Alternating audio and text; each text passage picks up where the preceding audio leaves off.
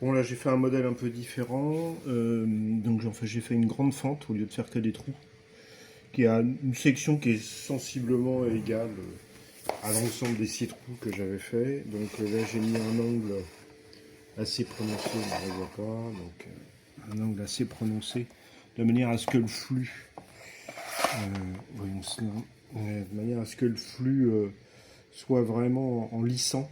Il lisse le profil. Ben, on voit rien du tout là. Voilà, donc là le flux lisse le profil. Voilà. Donc on va voir ce que ça donne. Ok.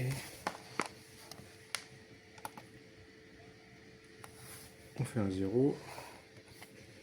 Donc un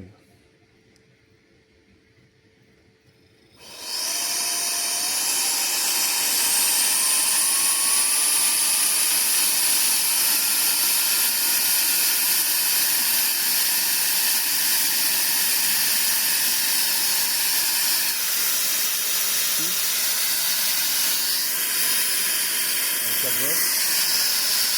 Voilà. Donc là, je vais changer d'orientation.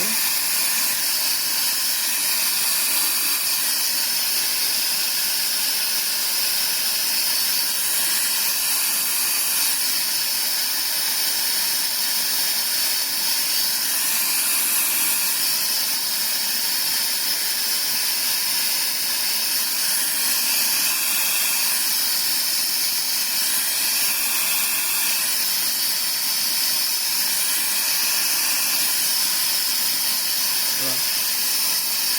Donc là, toujours pareil. On a un meilleur, voilà, 14 grammes. Quand on a le flux qui choque.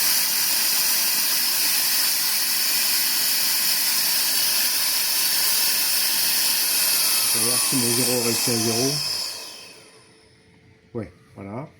Donc j'ai 14 grammes de lift avec un flux qui choque toujours là. Donc le flux, là il part, la veine est là et en fait le flux il arrive, tac, il tape. Donc c'est là qu'on a le meilleur rendement. Hein. C'est qu'il faut que le flux tape sur le profil. Toujours la même chose, hein, que ce soit des fentes ou des trous, on obtient sensiblement la même chose.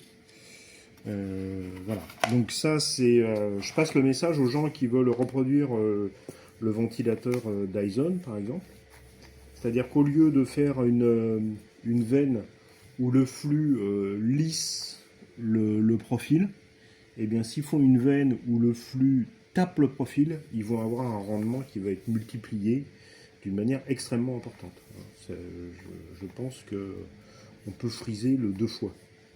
Donc voilà, ceux qui veulent reproduire le truc, ben, ils peuvent suivre ce précepte-là, ce précepte simple, qui est que le flux doit sortir de la veine et choquer le profil au lieu de passer juste au-dessus.